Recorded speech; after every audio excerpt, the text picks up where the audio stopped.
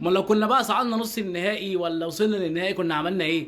اعطيني صفارتك ابوسها يا سعادة الباشا. بتعملوا ايه يا مهاطين؟ انا بعتذر لك علشان غلطت في الست الوالده، بس هات صفارتك ابوس. السلام عليكم. كنظن واقيلا شفتوا الاحتفالات ديال المصريين بالخروج من الدور 16 وكيفاش كان الاحتفالات ديالهم ولا يعني الامور اللي دازت في بلادهم. صراحه ما تنعذرهم لانهم اول فوز ليهم على استراليا في كوب دي موند واول بلوغ ليهم للدور 16. الحمد لله على نعمه الارجنتين. ما علينا، غنشوفوا ردة الفعل ماشي غير ديال زعما ماشي المغاربه، غتهضر على المصريين، ردة الفعل ديال المصريين على بلادهم وبعض العرب بطبيعه الحال، المغاربه التوانسه وهذا. المهم نخليكم مع الفيديو وانا معكم وحنا تنهضروا تندردشوا، وبعدا ما تنساوش سبسكرايب ودير جيم كومونتير بارطاجي مع صحابك الا بغيتي. وهذا الفيديو للتسليه غنضحكوا شويه وننشطوا، ماشي باش اننا المهم ماشي باش نقلوا احترامنا لاي واحد، لا حاشا. المهم خليكم مع الفيديو. اول مرة اشوف منتخب خارج من كاس العالم وعاملينه حفلة. تحتفلوا بايه يا مصر؟ كمية الاحراج. تحتفلوا بايه؟ بدوري ال16؟ وجايبين تامر حسني وهذا الباص دار مصر كاملة، عنده 10 ايام وهو يدور من حتة لحتة. وهذا حسام حسن ما بقاش ولا برنامج في مصر وما ظهر فيه. التونسي والله تعالى، شي التونسي بوحدو، ميكروب بوحدو. نوفير في ناموس. اعطيني صفارتك ابوسها يا سعادة الباشا. انقذنا من 50 سنة من التطبيل. تصور انتي لو كان كسبوا الارجنتين وراحوا النهائي مثلا، ايش كانوا باش يديروا فينا؟ انتي شفت الحين يحتفلوا بدوري ال16. مبروك يا مصر التتويج بدوري ال16. ايه ده منين جبتوه؟ من تيمو؟ بصراحة يا مصر يزي احتفالات، خلاص 10 ايام زهقتوا امنا يا مصر. شنو هذا؟ في شيء تاني ما درتوه؟ في شيء تاني ما عملتوه بعد؟ استقبال واستقبلوكم، كل برنامج في مصر طلعتوا فيه. شو تاني؟ رئيس واستقبلكم، حفلات وحضرنا. شو هذا البارح الكرنفال اللي درتوه؟ والله الا نقول لكم، والله الا كنت عارف غيديروا هذا الاحتفال وغيديروا هذه الضجه كامله. المصريين هذه طبيعتهم، ما باش نكونوا واضحين، يعني المصريين هذه طبيعتهم تحتفلوا على اقل حاجه، ينشطوا على اقل حاجه، يفرحوا على اقل حاجه. تحياتي الناس في مصر. ولكن تنقول زعما باش كتحتفل على داك الدور الموالي اللي هو بالنسبه راه باقي في المجموعات. اش نقول لكم بهذا النظام الجديد زعما اودي.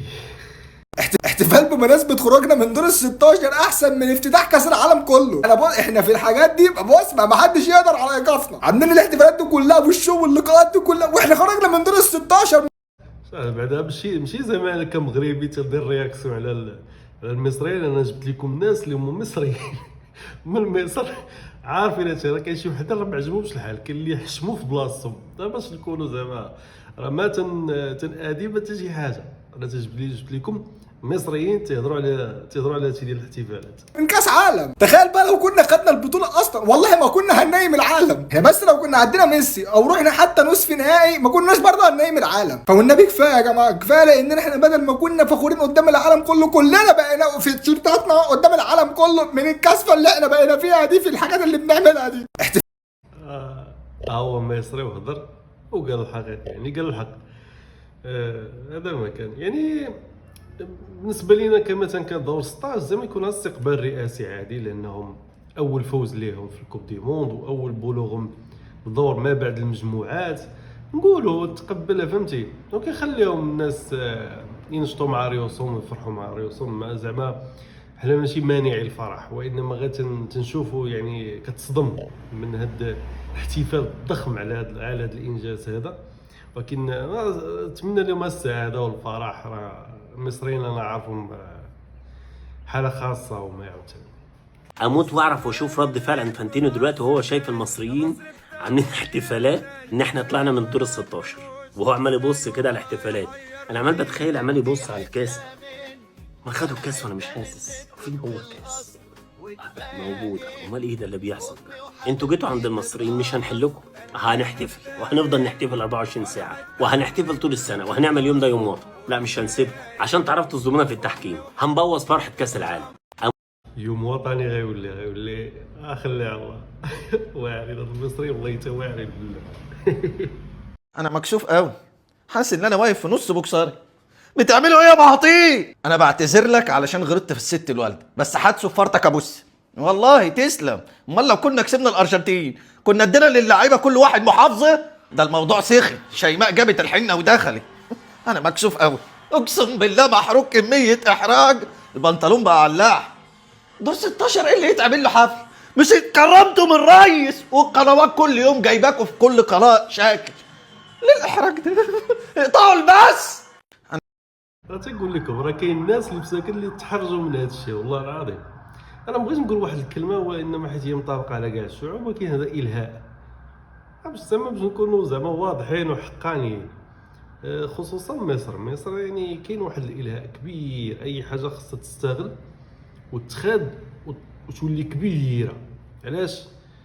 بحال الدوله الجاره بحال شي تيديروا في الاعلام ديالهم جهه المغرب وكونتر المغرب وهذا المنتخب ديالنا ولا الدوله ولا السياده ديال البلاد ولا الملك محمد السادس، اللي تيحاولوا ما يمكن يجبدوا اي حاجه غير فهمتي غير باش يغطيو على واحد المشكل عندهم نايض او واحد الازمه او لا شي حاجه غيدوزوها. بحال نحن في المغرب. في 2022 المغرب ربح البرتغال، زادوا ما عرفاش في سونترال بشي حاجه. في هذا الماتش ديال المغرب وفرنسا خدامين الناس ملهيين ديال فرنسا ولا كندا، الناس ملهيين ناشطين كيتفرجوا. هذا زيد لك هذه بحال هكا. يعني شي حوايج دابا حنا تنقولوا في المغرب واحد الجهه اللي هي مؤسسه خاصه ولا ما عرفت شناهي استغلت واحد الحاله مرات واحد الزياده. كنقول كيف ما هادشي في الجزائر ولا في مصر ولا في اي دوله خصوصا الدول العربيه تيديروا شي حاجه غير باش انت تلها وصافي تيدوزوك شي حوايج من تحتها حتى كتفيق من الفرحه حتى كتصدم. الاخبار زياده كذا، ضرائب كذا، دير كذا. الله يحسن العوان وصافي. والله العظيم راه بعد كتبقى تقول الكره راه هي اللي كتلهيك، هي اللي كتمتع بها عينيك وهذا. المهم ما علينا. انتوا مين واحنا ايه وانتوا فين؟ انا مش فاهم حاجه يا جماعه. واحنا خدنا كاس العالم؟ بلاش يا جماعه بقى والنبي الحاجات اللي تخلينا نرجع نشجع الارجنتين دي ونحب الحكم اللي خرجنا من دور ال16. امال لو كنا بقى صعدنا نص النهائي ولا وصلنا للنهائي كنا عملنا ايه؟ يا جدعان ارحمونا بقى من الزيطه، ارحمونا من الزيطه. ده احنا لغايه دلوقتي اقسم بالله مش عارفين نتخطى ماتش الارجنتين واللي حصل فيه. بتزيطوا وعمالين بتحتفلوا بقى يا جماعه؟ انتوا مجانين. هو انتوا كيحتفلوا باش يغطيو على الفشل ديالهم في الماتش ديال ضد الارجنتين، باش يغطيو حتى على او غطاو على في الاول بالاحتجاجات على الحكام، على ميسي، على ما شنو، على ما هذا. ملي كتجي كتشوف ماتش عادي كره دارت، انت ما قديتيش الفرقه ديالك على انها تبقى مفيكسي الكره عندها. ضعتي. راه قال هذا لونطرينور ديال بلجيكا فاش ربحوا السينيغال، قال المنتخبات بحال هادو تيبقاو حتى الاخر وتيلاشيو عادي. انت فشلتي في المنتخب، اللعابه ديالك فشلوا، بداو تيديروا اخطاء، انت درتي اخطاء صافي بلا احتجاجات بلا والو.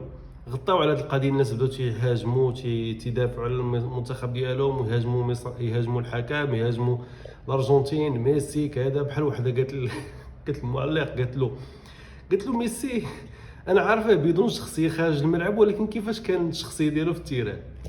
وحده ما عندها حتى شي علاقه بالكره، ما كتفهم حتى الجرام في الكره وكتهضر لك على ميسي. ما غنجيو نهضروا على ميسي، نهضروا على كره، نهضروا على رجليه، نهضروا على المسيره ديالو، الخلفيات ديالو صافي. هذيك راه بوحدهم. حنا تمتعنا مع ميسي في الكره ديالو. الواحد بقى مكسوف من اللي بيحصل. حنة شيماء اللي احنا ليل ونهار عمالين نعملها للعيبه، اللعيبه نفسها تحس انها زهقت. محمد صلاح ما جاش، محمد الشناوي ما جاش، مرموش ما جاش، هيثم حسن ما جاش، كل نجوم المنتخب المصري حست بالخجل، ما بالك احنا شكلنا بره بقى عامل ازاي. ده الاحتفال الثالث بالمنتخب المصري لحصوله على المركز ال16 في كاس العالم. امال لو كنا وصلنا اكتر من كده او خدنا الكاس عالم كنا عملنا ايه؟ مع احترامي الكامل كانت تكفي بمقابله الرئيس والاشاده بيهم بسبب طبعا الاجاده والرجوله بتاعت اللعيبه.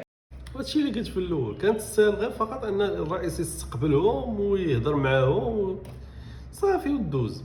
وهذا زعما انا اكسبري درت الفيديوهات اغلبيه ديال المصريين تيهضروا، حيت كاين شي مثلا كيبقاو ينقصوا في الكومونتير كتنوض وما عرفت شنو كدير ومع التخربيق بحال هكا.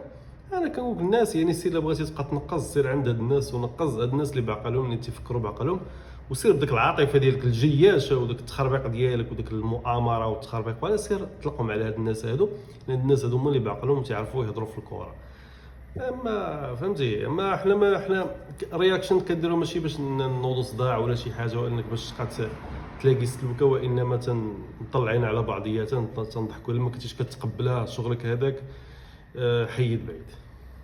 لان دور ال16 ما هيش بطوله ولكن شرف المحاوله، وان احنا نصل لمركز مشرف زي ده على عيني وعلى راسي وحاجه جميله واشدنا بيها. استقبال العالمين في البدايه قلنا علشان بنروج السياحه للمدينه الجديده العظيمه اللي بنتها مصر. اما النهارده حنه شيماء اللي بدات النهارده في استاد القاهره وقعدوا يلفوا ويسقفوا ويرقصوا، بقى شكلنا وحش ولا كلكم؟ وكاس العالم او الماكيت اللي احنا حطيناه في نص الملعب سيبنا ايه الكوكب لالا وسيبنا ايه للمنتخبات؟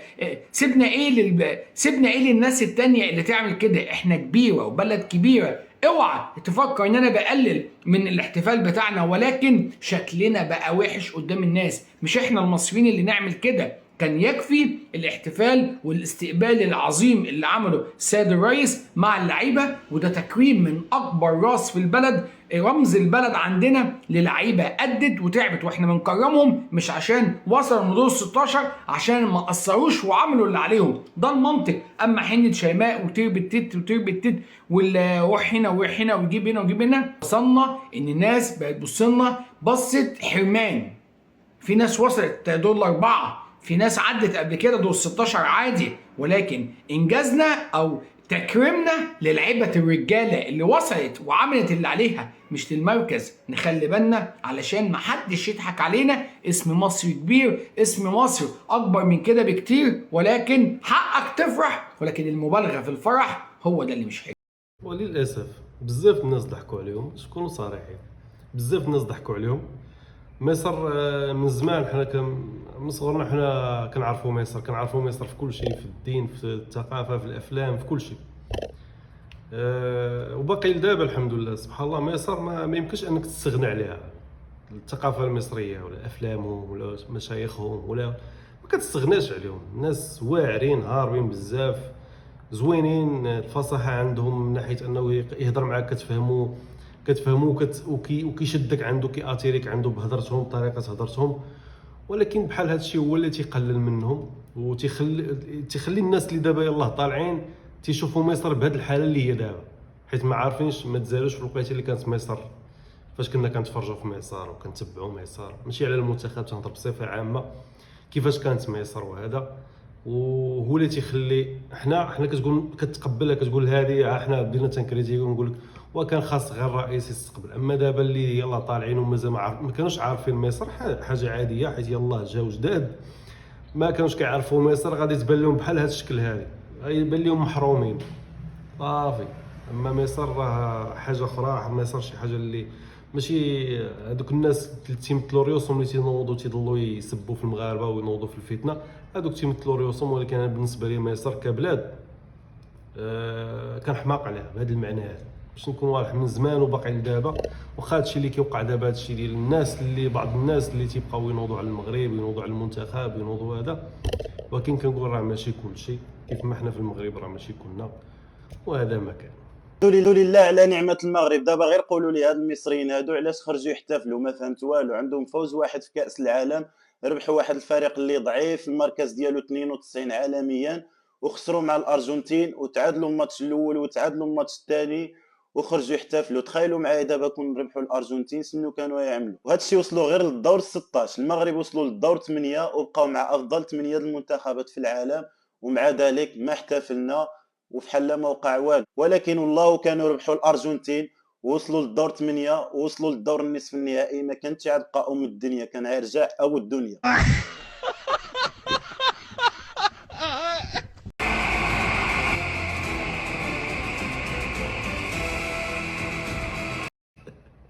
الدول اللي باقي لدابا في كوب دي موند اللي دابا راه هما في النصف غيلعبوا والفيفا والكاف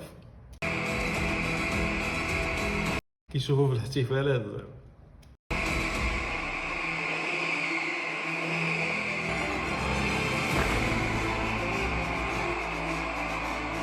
ايه ده؟ وحش ولا ايه؟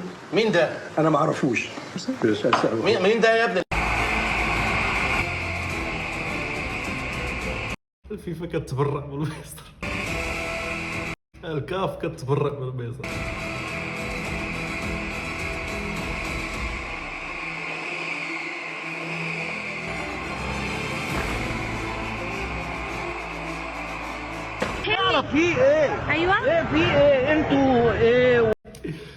هي مصر بتعملها ازاي؟ 4 منتخبات مازال تيلعبوا، مصر كتحتفل بكاس العالم في الاسطاد. غنجيبو سكتة دماغي للعالم. واحنا مين ودول ايه ودول ايه؟ انا تعبان. انا ايه ده؟ ما عادش حاجه غلط. بس ده في هنا ليله العيد هنا. مش فاهم حاجه خالص. انا عايز اعرف في ايه. دي شا نقول لك، الله يحفظ ميسر والله يهديه، الله يهديه. شا نقول لك، ما نقولش محرومين ولا شي حاجه، انما هادشي عادي جدا. ولكن غير هو تيضحك صراحه و تيحز في النفس. هذا ما كان. راك شو المنتخب غير وصل المطار، كان استقبال من الجمهور، وكان سبحان الله تعيطوا غير لبونو، لان بونو هو اللي كان في الماتش الاخر. المصريين على راسو يعني ما كذبش. دابا ما كنقول ما تاخذوش مني بشكل. المصريين كاين اللي الله عمرها دار. تكلمت مع المصريين شحال من مره، ماشي مره ماشي جوج. الناس اللي عمرها دار ولفناهم من صغرنا، حنا مولفين مصر، كنعرفوا مصر، تنسمعوا مصر، تنفهموا درتهم. ما عدا الناس اللي نقولوا حنا طالعين دابا واللي يلاه شافوا حلوا عينهم على كره، حلوا عينهم على مصر وعلى المغرب، وهذا غتجيهم في شكل وغتجيهم غريبه. ولكن ملهيات سكاته ولا الرداعه كتعطى بعض المرات للشعب. هذا مكان الاخوان. كنتمنى يا ربي ان تكونوا ضحكتوا شويه، فرفشتوا، كنقشبين مع خوتنا المصريين وهذا. ولا كان شي مصري داخل ما تقلقش، راه هادشي راه عادي مع احترامي لكم. واللي ماشي مصري ماشي غير يبقى يدخل ما بين الدفار. ما علينا. تهلاو في راسكم بزاف. ما تنساوش سبسكرايب، تفعلوا زر الجرس باش يوصلكم دائما الجديد. جيم، كومونتير، بارطاجي مع صحابك الا بغيتي. الله ودي ما كرهناش. تهلاو في راسكم بزاف. كان معكم محمد امين فريخات. استودعكم الله الذي لا تضيع ودائعه. دمتم في رعايه الله.